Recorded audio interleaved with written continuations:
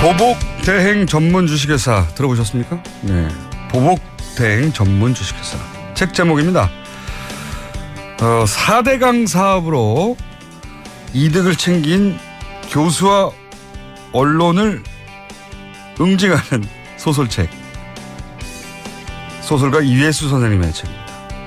이회수 선생님 직접 오셨습니다. 안녕하십니까? 안녕하세요. 네, 제목이 보복 대행 전문 주식회사. 네, 확 와닿습니다. 네. 내용이 근데 4대강 사업으로 돈을 챙긴 교수, 언론을 응징하는 겁니까? 네.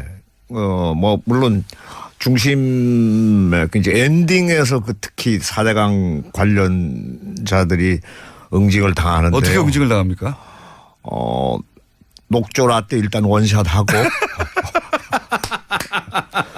그리고 이제 그 원흉으로 상징되는 인물이 있습니다. 딱히 뭐 누구라고 이름을 거론할 수는 없습니다만은 소설 속에서는 MS로 지칭되죠. MS로 지칭. 예, 예. 그 경상도 말로 문디 새끼의 그 이니셜입니다. MS로 지칭되는 소설 속의 인물. 예, 그래서 그 공주보에 거꾸로 처박혀서 녹조라떼 뒤집어 쓰고 거기서 설사하고 그러는 그 장면들이 나옵니다. 예. 아니 근데 왜 소설의 소재가 이게 10년 만에 10몇 년 만에 쓰신 소재 아닙니까? 네. 소재가 어떻게 4대강이 됐나요?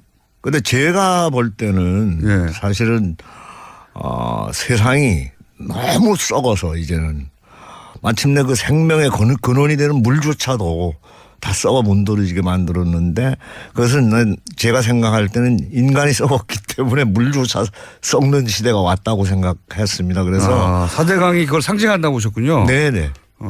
그리고 인간 세상을 썩지 않게 만들어야 되는 방부제 역할을 해야 할 사람들이 오히려 부패 촉진제 역할을 했다 이렇게 단정을 하고 이것을 소설 속에서라도 응징을 해야 되겠다. 응징을 해야 되겠다 이렇게 생각을 했습니다. 응징의 주체는 누가 되는 겁니까 소설 속에서? 정동원이라고 하는 주인공인데요. 30살의 그 은둔형 외톨이입니다. 은둔형 외톨이. 네, 외톨이인데 선생님의 저의 그 옛 모습이죠. 페르소나입니까? 예, 소설 속에서. 예. 그래서 그 젓가락 날립니까 그 친구가? 아니 그렇지는 않습니다만 나무들과 대화가 가능한 나무들과 대화가 가능한 채널로입니다.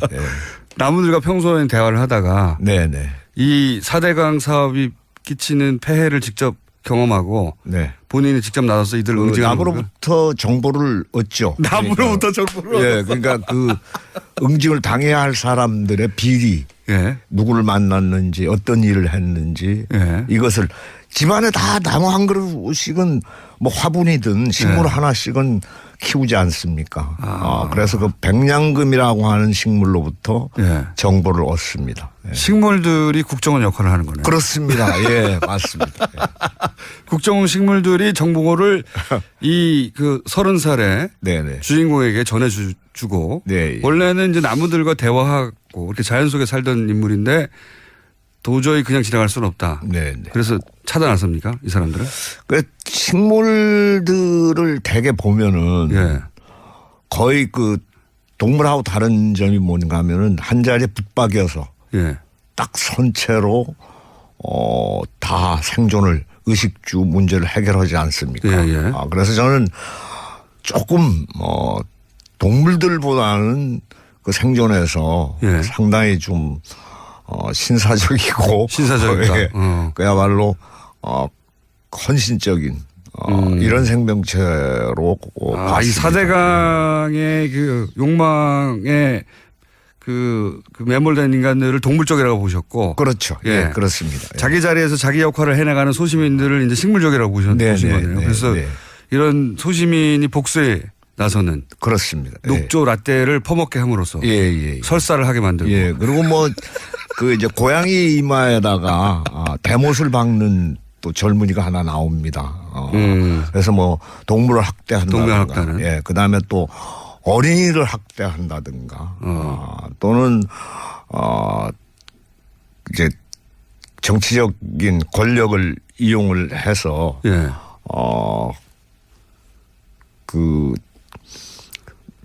부당하게 이득을 취한다든가 예. 사람을 괴롭히는 이런 이제 정치가들도 응징을 당합니다. 국회의원들이 네. 그 소설 속에서는 풍자 소설이라고 말하자면 그 제가 생각할 때 우리 문학의 장점은 고전부터 현대에 이르기까지 깊은 해학과 철학이 담겨 있죠.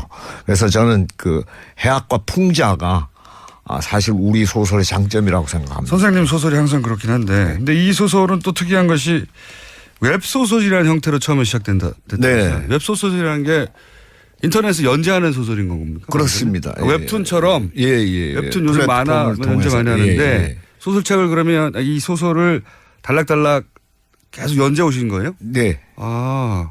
이거 몇 년간 연재하신 겁니까 이게? 몇 달 되지 않았습니다.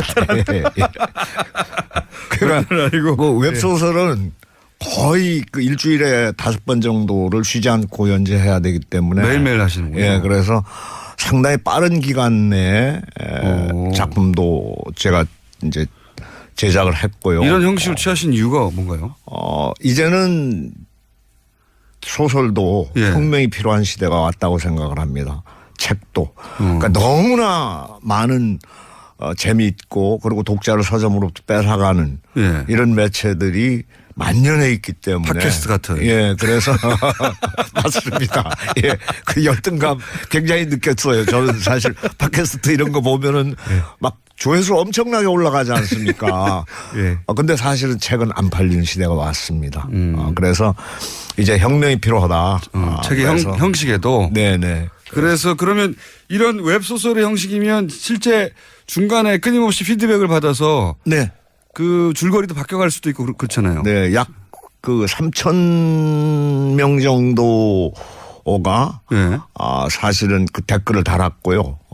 그리고 40만이 넘는 구독자가 최단기간에 그 소설을 구독했습니다. 선생님 소설이 항상 뭐 인기니까요. 근데 이게 외부로 연재되니까 더더군다나 본인들이 이 소설이 어떻게 진행될지에 대해서 참여하고 싶기도 했을 것 같고 그런 것도 영향을 주면서 이렇게 주고받는 소설이 됐나요? 실제 영향을 받으셨어요? 제가 댓글은 달았습니다만은 이제 어쨌든 기존 그 소설 속의 기전은 제 소설이 홍익인간의 정신에 부합하는 소설이 되기를 바랬습니다. 그러니까 인간을 널리 이롭게 하는 소설이 됐으면 이런 생각을 했죠.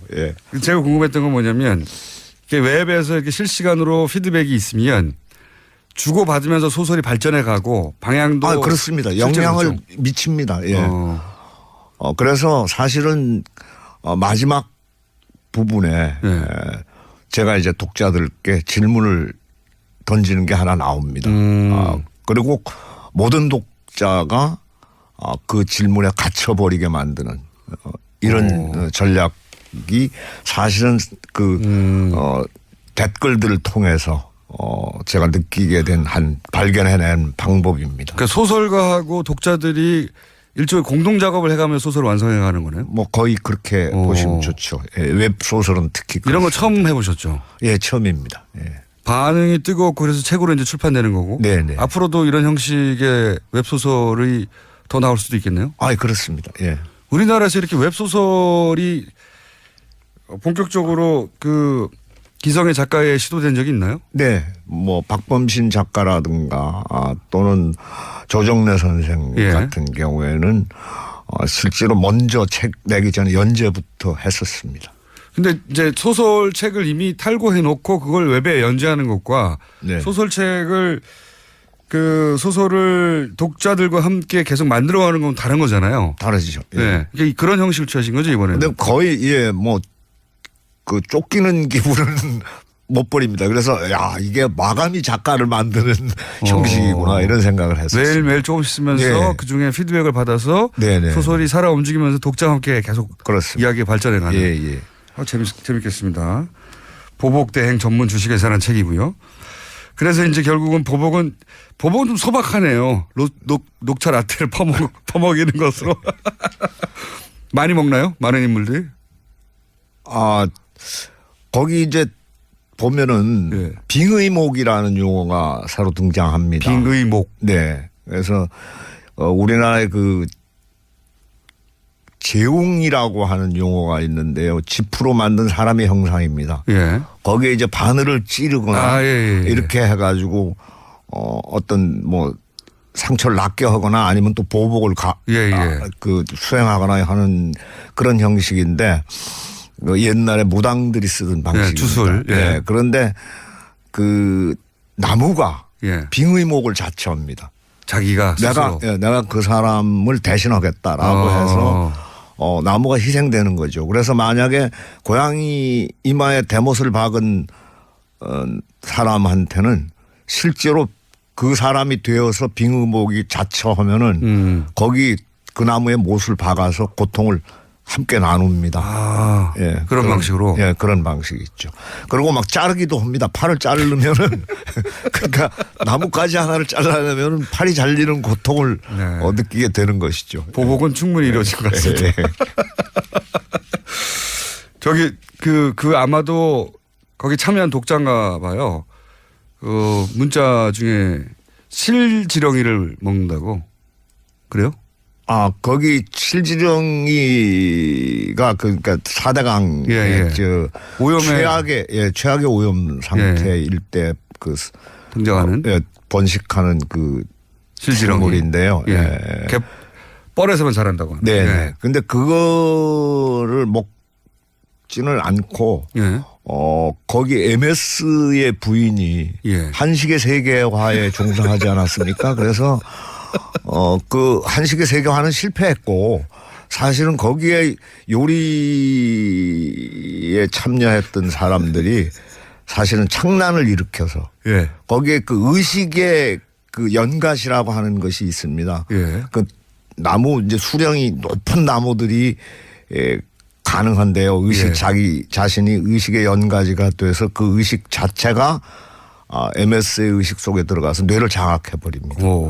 그래가지고 그 녹조라떼로 만든 음식을 먹죠. 먹을 때는 맛있습니다. 먹을 때는 맛있는데 먹고 나면 그것이 녹조라떼로 변해버리는 거죠. 그러고 나서 신체에 치명적인. 치명적인. 그러니까 MS가 녹조라떼를 그냥 먹을 수 없으니까 실지렁이라든가 이런 거를 그 아주 오래된 나무들이 일종의 텔레파시 혹은 염력으로 그 사람 의식을 장악한 다음에 그렇죠. 먹게 만들고 맞습니다. 그렇게 복수를 하는 기발한. 자, 워낙 현실 참여도 많이 하시니까 제가 이제 책도 4대강에 관한 이야기이긴 한데 최근의 현상들에 대해서는 어떻게 생각하시는지. 왜냐하면 이런 소재들이 또 소설로 등장할지도 모를 것 같아서 제가 여쭤보는데 예를 들어서 최근에 인사청문회 한창이고 그중에서 뭐 김상조 혹은 특히 강경화 후보에 대해서 말들 많잖아요. 이런 거를 보고는 무슨 생각하셨습니까? 사실 저는 그 야당 의원들께 한 말씀 드리고 싶은데요. 사실 내 눈에 들보를 빼낸 다음에 남의 눈에 좀 티나 눈곱을 얘기하시는 게 좋지 않겠는가 이렇게 생각을 합니다. 그렇게 한마디로. 그런 질문할 자격이 있느냐 당신들이 뭐 이런. 그렇습니다. 블랙리스트 기억 나오셨으니까. 사회적 이슈하고 관련해서도 얘기할 거리가 몇 개 있어요. 선생님이 또 블랙리스트에 올랐을 것만 같은 인물인데 블랙리스트에 올리지 않으셨어요. 굉장히 불쾌했었어요. 아니 세상에 거기에 대개 블랙리스트에 오르신 분들은 진정한 예술인들, 진정한 문화인들인데 저를 거기서 제외한다라고 하는 것은 제가 뭐 제 진정성을 의심했다거나 아니면 능력을 좀 너무 과소평가했던 것이 아니라 중요하지 않은 소설가다. 그럼요. 제외된 반정부 거죠. 인사이긴 하나 중요하지 않다. 그래서 상당히 불쾌했는데 나중에 청문회 때 보니까 사찰자 명단에 올랐더군요. 블랙리스트가 아니라 사찰을 직접 당하신 거죠. 그래서 뭐 청와대 민정수석실이나 국정원에서 직접 관리 감독하는 등급이 훨씬 높으셨던 겁니다. 그런 존재였죠. 실제 그런 거를 느껴보신 적 있어요? 사찰을 당하고 있다? 근데 사실 그 사찰을 제가 당했다라고 하는 사실은 예. 청문회를 통해서 알게 됐고요. 예. 생활을 하면서 이럴 리가 없는데라고 하는 경우는 굉장히 많았습니다. 아, 어떤? 뭐 예를 들자면 뭐 방송이 잡힌다든가 예. 또 강연이 잡힌다든가 예. 뭐 이렇게 되면은 다 성사가 됐다가 예. 한 3일 앞두고 무산이 돼버리는 거예요. 아, 그런 경우 굉장히. 예. 근데 이게 굉장히 자주. 방송 다 섭외가 돼서 이제 나가기로 돼 있는데 3일 전에 없어진다든가. 예. 근데 그렇게 되면은 그런 건 드물죠, 사실은. 예. 선생님을 섭외하기도 힘든데 예. 섭외해 놓고 3일 전에 취소해 버리는 거는 방송사 입장에서는. 그래서 왜 그러느냐고 물어보면은 예. 대답을 안 합니다. 그래요. 예. 강연도 마찬가지고요. 뭐 그냥 더 묻지 마시고 그냥 그렇게 된 것만 알아주십시오 이렇게 얘기를 하죠. 예. 뭐 그러니까 소위 외부 행사들은 항상 그런 식으로 날아갔군요. 예. 선생님의 인기가 과거보다 덜해서 그런 건 아니었을까요? 그래서 저도 반성을 하게 되죠. 그렇게 되면은 이거 내가 이제 사갔나 보다. 예. 사갔나 보다. 그렇게 생각을 하는데 예. 사실 쌀이 몇 번 떨어지고 각박해지기 시작하면서 예. 섭외 오면 다 나가려고 했는데. 예. 상당히 참 불편했었어요. 예. 살기가. 그거는 저도 그 비슷한 경험을 많이 해봤기 때문에. 네. 사찰의 결과인지는 모르겠으나 섭외가 됐다가 날아가거나. 네. 그런 경우 많죠. 네. 저도 뉴스공장 전에. 네. 특히 사실은 관에서 하는 일들은 일체. 그렇죠. 그건 아예 기대를 말아야 되고. 기대할 이유가 없죠. 방송국에서도 그렇고 방송국에서 저도 MC 제안이 왔다가 날아간 경우가 많습니다. 네. 뉴스공장 이전에 그런 일을 많이 겪으셨구나. 근데 알고 봤더니 이렇게 사찰 명단에 있었더라. 네. 일반인으로 사찰 명단에 올라가기는 쉽지 않은데 말이죠. 아주 마음에 안 들었나 봅니다. 정권이. 저는 몇 번 그 관계자들로부터 고백을 받은 적도 있습니다. 그래요? 어떤 종류의 고백?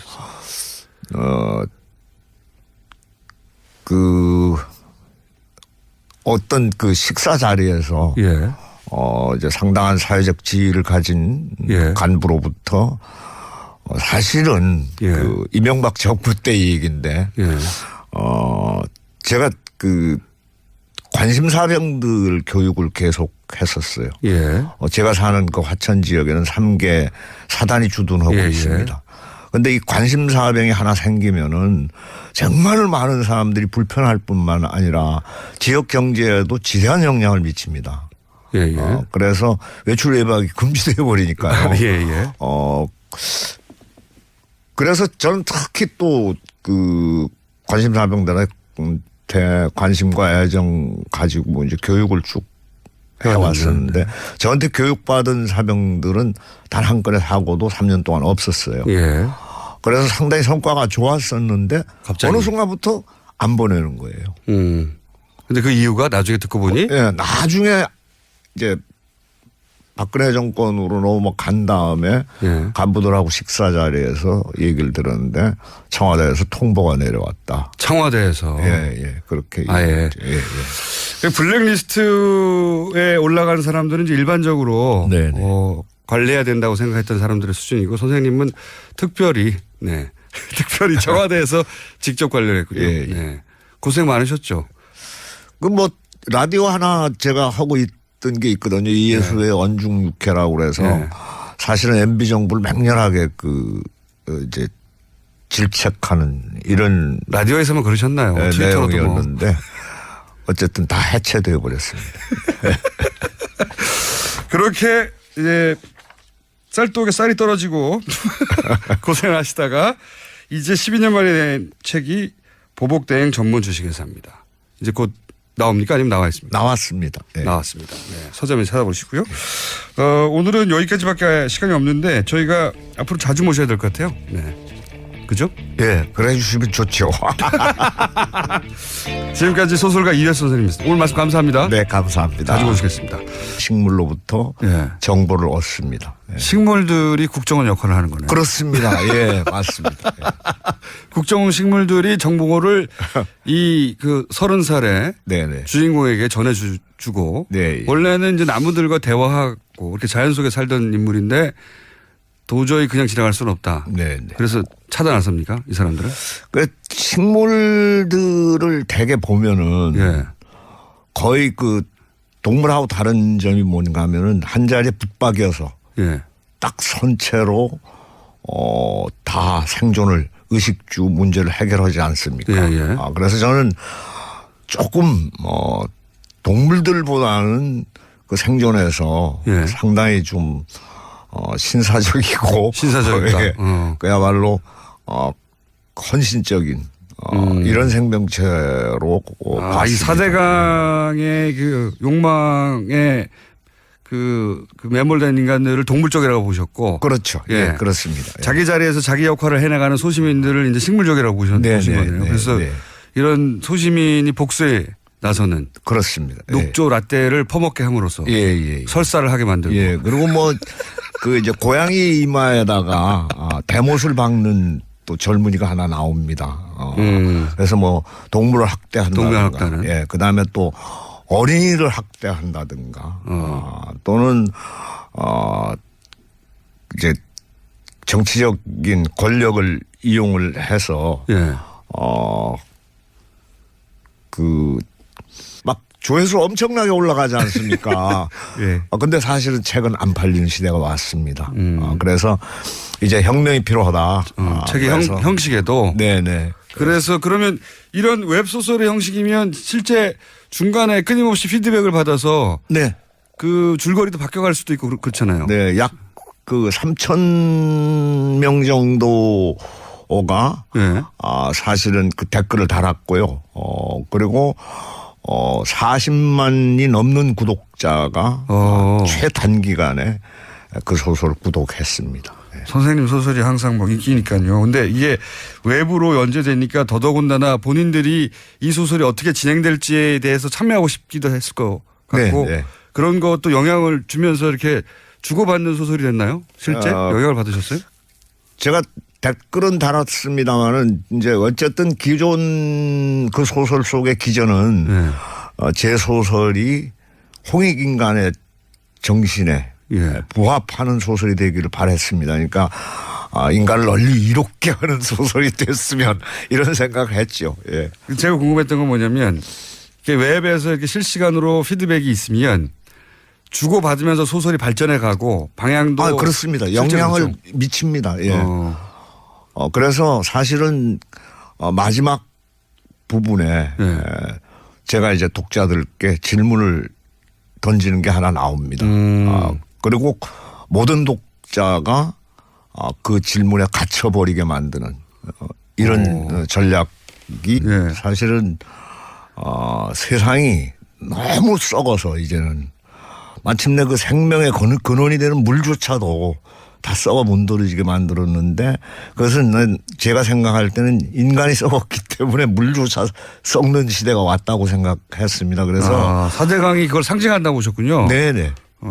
그리고 인간 세상을 썩지 않게 만들어야 되는 방부제 역할을 해야 할 사람들이 오히려 부패 촉진제 역할을 했다 이렇게 단정을 하고 이것을 소설 속에서라도 응징을 해야 되겠다. 응징을 해야 되겠다 이렇게 생각을 했습니다. 응징의 주체는 누가 되는 겁니까 소설 속에서? 정동원이라고 하는 주인공인데요. 30살의 그 은둔형 외톨이입니다. 은둔형 외톨이. 외톨이인데. 선생님의 저의 그 옛 모습이죠. 페르소나입니까? 소설 속에서. 그래서 그 젓가락 날립니까 그 친구가? 그렇지는 않습니다만 나무들과 대화가 가능한 나무들과 대화가 가능한 채널로입니다. 나무들과 평소에 대화를 하다가 이 4대강 사업이 끼치는 폐해를 직접 경험하고 네. 본인이 직접 나서서 이들 응징하는 남으로부터 정보를 얻죠. 남으로부터 정보를 예, 그러니까 그 응징을 당해야 할 사람들의 비리, 예. 누구를 만났는지 어떤 일을 했는지 예. 이것을 집안에 다 나무 한 그릇씩은 뭐 화분이든 식물 예. 하나씩은 키우지 않습니까? 그래서 그 백냥금이라고 하는 부당하게 이득을 취한다든가 사람을 괴롭히는 이런 이제 정치가들도 응징을 당합니다. 국회의원들이 네. 그 소설 속에서는 풍자 소설이라 말하자면 그 제가 생각할 때 우리 문학의 장점은 고전부터 현대에 이르기까지 깊은 해학과 철학이 담겨 있죠. 그래서 저는 그 해학과 풍자가 사실 우리 소설의 장점이라고 생각합니다. 선생님 소설이 항상 그렇긴 한데 근데 이 소설은 또 특이한 것이 웹소설이라는 형태로 처음에 시작된다. 네. 웹소설이라는 게 인터넷에 연재하는 소설인 겁니까? 그렇습니다. 웹툰처럼 예.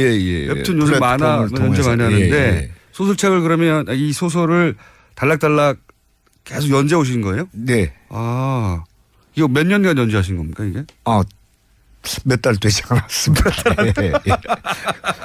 그러니까 그 웹소설은 거의 그 일주일에 5번 정도를 쉬지 않고 연재해야 되기 때문에 매일매일 하시는군요. 예, 그래서 상당히 빠른 기간 내에 작품도 제가 이제 제작을 했고요. 이런 형식을 취하신 이유가 뭔가요?